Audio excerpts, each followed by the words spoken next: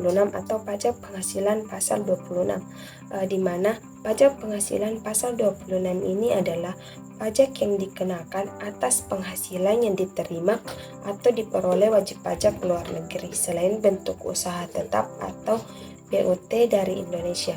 Pajak ini juga diatur dalam Undang-Undang Pajak Penghasilan dan bertujuan untuk mengumpulkan pendapatan dari penghasilan yang diperoleh non-residen dari sumber di Indonesia. Kemudian ada subjek dan objek dari PPh 26, di mana subjek pajak yaitu wajib pajak luar negeri yang menerima atau memperoleh penghasilan dari Indonesia, baik individu maupun badan. Kemudian objek pajak di mana penghasilan yang diterima atau diperoleh dari Indonesia yang termasuk tetapi tidak terbatas pada yang pertama itu dividen, yang kedua itu bunga, ketiga royalita, keempat sewa dan penghasilan lain yang sehubungan dengan penggunaan harta, yang kelima imbalan yang sehubungan dengan jasa, pekerjaan, dan kegiatan. Yang keenam itu hadiah dan penghargaan, dan yang ketujuh itu pensiun dan pembayaran berkala lainnya. Tarif umum PPh 26 adalah 20% dari jumlah bruto kecuali diatur lain dalam perjanjian penghindaran pajak terganda atau P3B yang dapat memberikan tarif yang lebih rendah.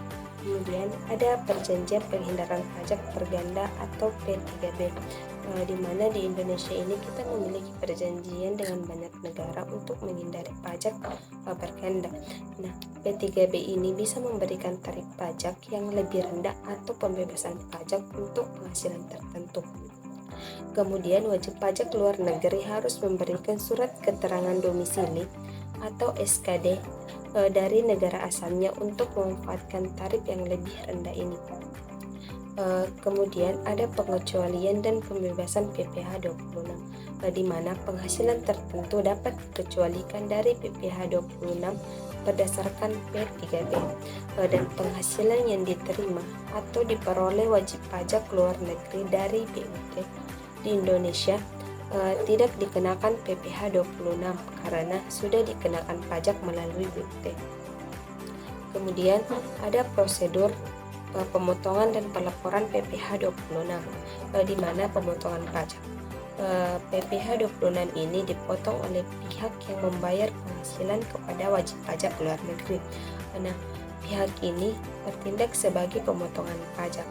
Kemudian pelaporan pajak, di mana pemotongan pajak harus melaporkan dan menyetorkan pajak yang telah dipotong ke kantor pajak sesuai dengan ketentuan yang berlaku.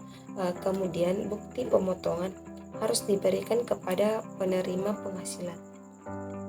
Kemudian ada sanksi dan pengawasan, di mana keterlambatan atau kegagalan dalam melaporkan dan menyetor PPh 26 ini dapat dikenakan sanksi administrasi sesuai dengan ketentuan perpajakan yang berlaku. Kemudian Direktorat Jenderal Pajak atau DJP, di mana kita melakukan pengawasan terhadap kepatuhan pemotongan dan pelaporan PPh 26.